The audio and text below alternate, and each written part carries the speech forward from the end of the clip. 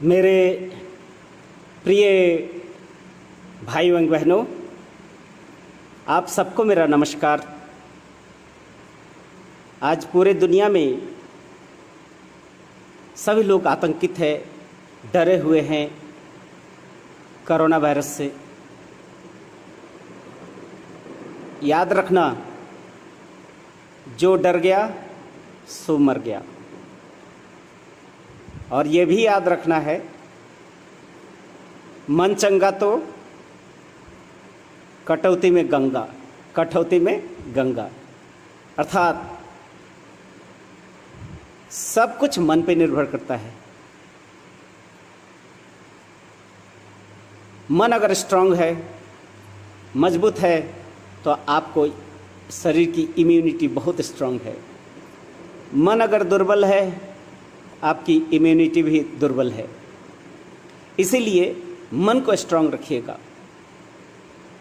महामारी आती रहती है, वो चले भी जाए, लेकिन हमें जिंदा रहना है, डट के रहना है, घबराने की कोई ज़रूरत नहीं है। आज हम कुछ ऐसे बातों को मैं रखना चाहता हूं जो कि बहुत ही जरूरी है। हम वर्तमान युग में हैं, वैज्ञानिक युग में हैं, अपने आप को सभ्य भी समझते हैं। कहते हैं कि सभ्यता बहुत ही आगे बढ़ चुकी है। और एक समय अभी आ गया है विश्लेषण का, आत्ममंथन का। वो आत्ममंथन और विश्लेषण किस चीज की?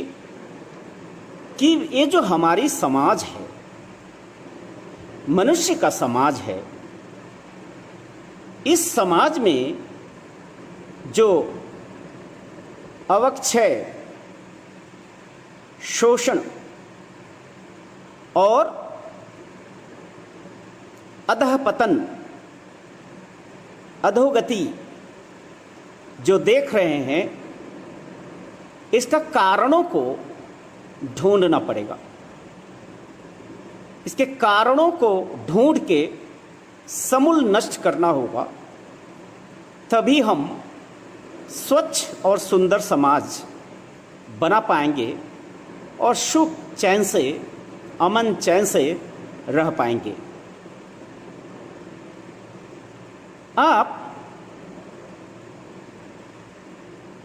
इस प्राकृतिक परिवेश को देखिए, दुनिया को देखिए, इतिहास के पन्नों को खोज के देखिए। देखेंगे कि संघर्ष सर्वत्र है। संघर्ष किए बगैर कोई भी 1 इंच आगे बढ़ नहीं सकता है। वो भौतिक जगत में हो, मन के जगत में हो, बौद्धिक जगत में हो या आध्यात्मिक जगत में हो, तीनों जगत में संघर्ष है ही और रहेगा ही। आप देखे होंगे, एक छोटा कोई बीज को अगर मिट्टी के नीचे हम डालते हैं, वो बहुत ही संघर्ष करके अपने अंकुर को मिट्टी से बाहर निकलता है। कठोर मृत्तिका को, माटी को तोड़ के, फोड़ के आगे निकलता है। वहां भी उसका संघर्ष है। निकलने के बाद कड़ी धूप उसके कोमल अंकुर को निगल जाने का, जला देने का कोशिश करता है। फिर भी वो उस परिस्थितियों से जूझ कर वो आगे बढ़ता है। मिट्टी वो रेतीली होती है, कहीं नमकीन होती है, अलग अलग मिट्टी होती है, कहीं मरुस्थल होती है, कभी पथरीली होती है, कहीं रेतीली होती है। तो इस तरह से बीज निकलता है। लेकिन वो बीज जब निकलता है, निकलने के बाद उसको बड़ा होने के लिए बहुत परिश्रम करना पड़ता है, श्रम करना पड़ता है।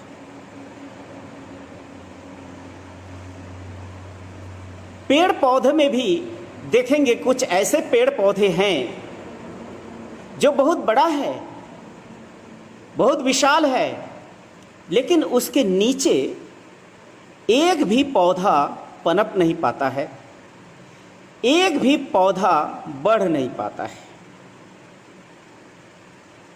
कुछ ऐसे पौधे भी देखेंगे जो बहुत बड़ा तो नहीं है, लेकिन वो खुद भी जीवित रहता है और दूसरे पौधों को भी जीवित रहने के लिए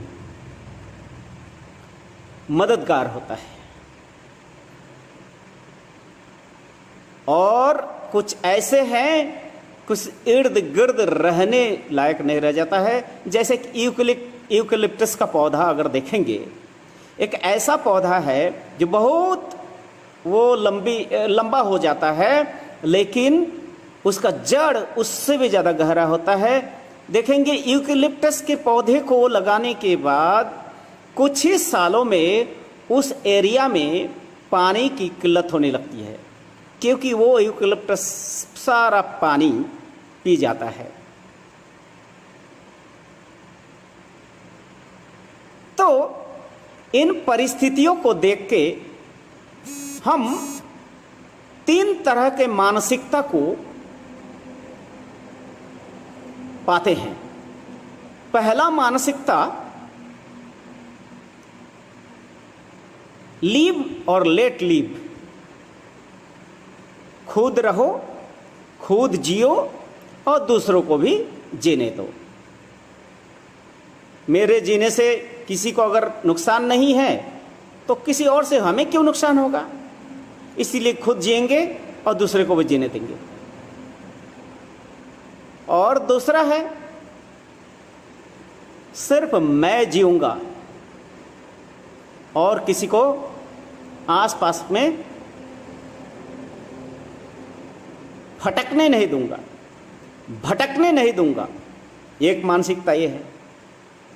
और तीसरा और एक मानसिकता है, मैं भी जीऊंगा, दूसरे भी जिएंगे, लेकिन बढ़िया से जिएंगे, सुंदर तरीके से जिएंगे, अर्थात leave but leave with prosperity.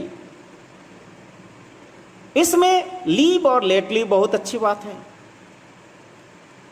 लेकिन सबसे ज्यादा घातक यह है जो सोचता है सिर्फ मैं रहूंगा और किसी और को बढ़ने नहीं दूंगा, पनपने नहीं दूंगा। इसलिए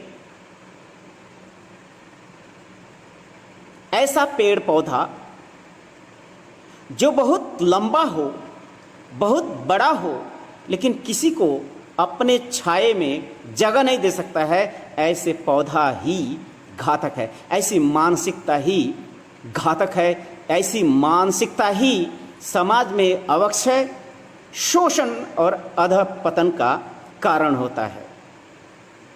जो तीसरा बोला, तीसरा जो कैटेगरी है कि खुद तो रहेंगे लेकिन सुख चैन से रहेंगे और दूसरों को भी सुख चैन से रहने देंगे, यह है उदार मानसिकता, बृहत मानसिकता, विकसित मानसिकता, प्रगतिशील मानसिकता।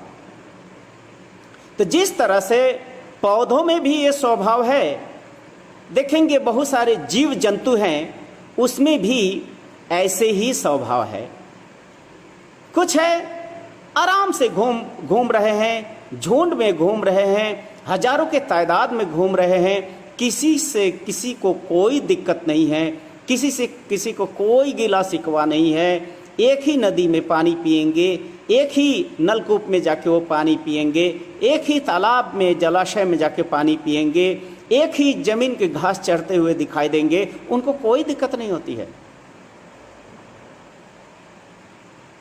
हाथी बहुत विशालकाय जानवर है, लेकिन वो भी झुंड में रहते हैं। अगर हाथी को दिखाई दे कि कोई कोई छोटे जानवर को कोई तंग कर रहा है, वो हाथी जाके उसको रेस्क्यू करने का भी कोशिश करता है। ये जो मानसिकता है, ये जियो और सबको जीने दो, दूसरे को तंग मत करो, ये मानसिकता है। इसको कहा जाता है महान मानसिकता। और एक मानसिकता है, दो कुत्ते, एक कुत्ते को अगर भोजन दे दो तो दूसरा कुत्ता अगर आस पास में भटकेगा तो वो कुत्ता घुर्रेगा, अर्थात उसको अपने अधिकार क्षेत्र में किसी को बढ़ने या पनपने देने का मानसिकता नहीं है। इसको कहते हैं सर्वग्रासी मानसिकता। सब कुछ ले लूंगा, सब कुछ लूटूंगा, सब मेरा है, मैं मालिक हूं, मेरे रहना है तो मेरे साथ रहो, रहना है तो सर झुका के रहो। ये है मानसिकता। इसको कहते हैं सर्वग्रासी, स्वार्थी, ध्वंसात्मक मानसिकता। ऐसे मानसिकताओं का उदाहरण हम कई जगह पे देखेंगे। समाज के, जीवन के पहले हम चर्चा करेंगे अर्थनैतिक क्षेत्र में। दूसरा, समाज के बहुत सारे क्षेत्र हैं, समाज जीवन के हर क्षेत्र में इस तरह के मानसिकताओं के लोग पाएंगे। दूसरा, राजनीतिक में। तीसरा, आध्यात्मिक क्षेत्र में। ये तीनों का हम विश्लेषण करके बताना चाहते हैं कि मनुष्य का, समाज का अवक्षय, ये जो डिजेनरेशन, ये जो भी पतन हम देख रहे हैं, जो भी अवक्षय देख रहे हैं, डिटोरिएशन देख रहे हैं, इसका कारण ये सर्वग्रासी मानसिकता है। सबको खा जाऊंगा, सब लूट लूंगा, सब मेरे होंगे, मैं ही सब कुछ हूं। ये जो मानसिकता है, ये सबसे डेंजरस होता है, घातक होता है। अब आइए, पशुओं में देख लिया, अब हम इंसान में आते हैं। इंसान के जीवन में, अर्थनैतिक जगत में अगर देखते हैं, जो आर्थिक साम्राज्यवाद है, इकोनॉमिक इंपेरियलिज्म जिसको कहते हैं, ये बहुत ही घातक है। ये कह सकते हैं कि एक रोगग्रस्त मानसिकता है, एक मानसिक व्याधि है, मेंटल एलिमेंट्स है, साइकिक डिजीज है। यह साइकिक डिजीज ना वो खुद सुखी रह पाता है, ना वो किसी को सुखी रहने दे सकता है, ना दे सकता है, ना दे पा सकता है। यह मानसिकता बहुत ही डेंजरस है। आप देखेंगे, आज के इतिहास नहीं, अतीत में जो पावरफुल है, वो पावरफुल व्यक्ति, शक्तिशाली व्यक्ति, कमजोर व्यक्तियों को हमेशा पददलित, शोषण, निपीड़न, दमन, अवदमन सदा सर्वदा, अगर भौतिक बल है तो भौतिक बल से किया है, और आर्थिक बल है तो आर्थिक बल से दमन किया है, और बौद्धिक बल से भी किया है। अर्थात दूसरों को, जो कमजोर है, अवला है, निरीह है, उसको हमेशा सदा सर्वदा शोषण किया है। ऐसा नहीं है कि दुनिया में संपदाओं की कमी है। प्रकृति ने हमें जो संपदा दिए हैं, वो संपदाओं की नहीं कह सकते हैं कि प्रकृति कृपण है और कंजूस है। अकृपण हस्त से, हाथों से हम सबको दिया है। लेकिन ये जो सर्वग्रासी जो मानसिकता है, ये क्या किया है? ये ऐसी मानसिकता है, रोगग्रस्त मानसिकता है। ये सोचता है कि अगर मैं अपना संपदा को किसी और को दे दूं तो वो सुखी हो जाएगा, और उसका सुख हमसे बर्दाश्त नहीं होगा। अर्थनैतिक जगत में अगर बिजनेसमैन का किसी का नाम ले तो मेरा ही नाम हो और किसी का नाम ना हो। अगर किसी का धन शक्ति धन कुबेरों के नाम में हो तो मेरा नाम सर्वश्रेष्ठ सर्वप्रथम आए। ये जो मानसिकता है,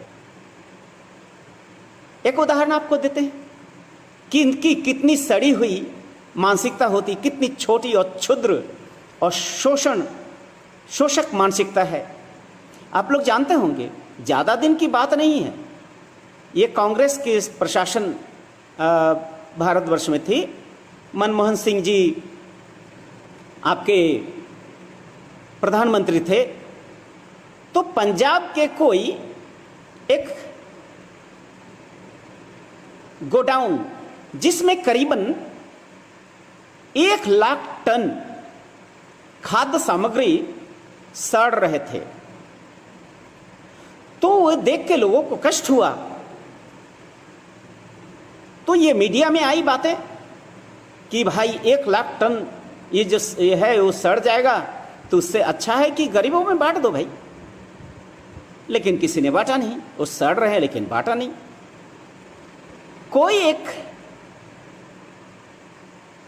जज सुप्रीम कोर्ट के वो सामने आए, वो कहा अरे भाई जब सड़ रहा है तो गरीबों को बांटने में दिक्कत क्यों है। अब उस समय के जो तत्कालीन प्रधानमंत्री, तब नींद खुली। वो थे सर्वग्रासी पूंजीपतियों के दलाल। वो आके बोलने लगे अरे भाई ऐसे होता है क्या, अगर 1 लाख टन फूड ग्रेन अगर बांट देंगे तो अर्थनीति बिगड़ नहीं जाएगी। किसकी अर्थनीति भाई? अर्थनीति का मतलब क्या होता है कि भोजन सड़ जाए और बगल में बैठे लोग भूखे मर जाए। ये कैसी अर्थनीति? इसको अर्थनीति नहीं कह सकते हैं, इसको कह सकते हैं शोषण की नीति, शोषकों की नीति। ये भी सुने होंगे कि डेवलप्ड कंट्री में खाद्य सामग्री जब एक्सेस हो जाती है इसको नदियों में फेंक दी जाती है, लेकिन अंडर डेवलप्ड कंट्री को नहीं दी जाती है। बहुत सारे ऐसे कंट्री है जहां पर दूध के क्षेत्र में वो अग्रगणी है, किंतु उस दूध को नदी में बहा देते हैं, लेकिन अंडर डेवलप्ड या डेवलपिंग कंट्री को वो सप्लाई नहीं करते हैं। ये एक मानसिक रोगग्रस्त स्वभाव है, ये मेंटल डिजीज है। इस तरह के आपको समाज में दिखेंगे। आपके समाज में अभी हाल ही की तो बात है, सैनिटाइजर, हैंड वॉश और मास्क कैसे दाम अचानक बढ़ गए भाई। 5 रुपए का 500, 50 रुपए का 500 रुपए में बिक रहा है, 1000 रुपए में बिक रहा है। 100 रुपए का सैनिटाइजर 1000-1200 रुपए में बिका है ना।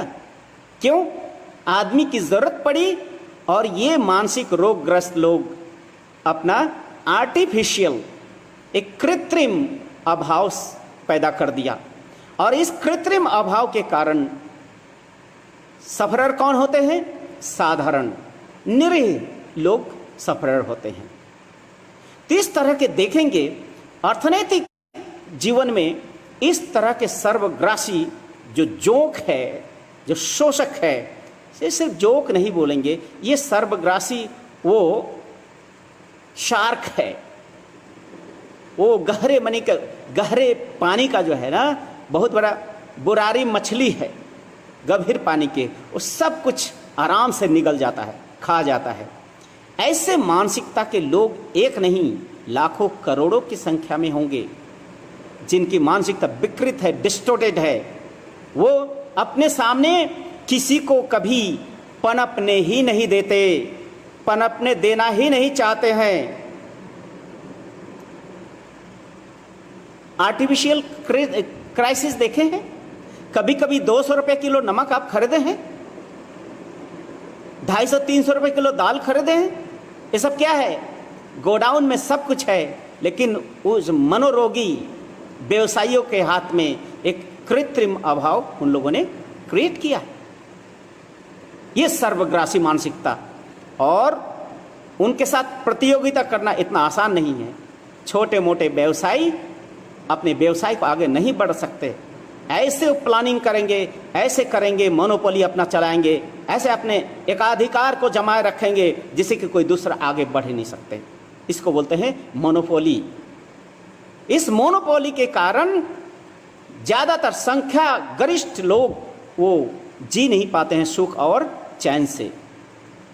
इसलिए इस तरह के जो मनोरोग संपन्न व्यक्तियों के विरुद्ध में अच्छा डॉक्टर साइकियाट्रिक दिखाना होगा और बढ़िया से ट्रीटमेंट जब तक नहीं देंगे तब तक ये अपना जंजाल और अपने ये जो शोषण यंत्र चलाते रहेंगे।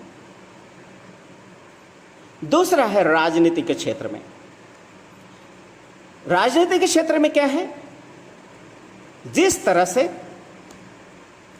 राजा के बेटा राजा, उनका बेटा राजा, इस तरह से समाज में फैलाया गया कि राजा ही क्या है, भगवान का अवतार है, कोई रामचंद्र के अवतार है तो कोई अमुक के अवतार है, सभी अवतार हैं।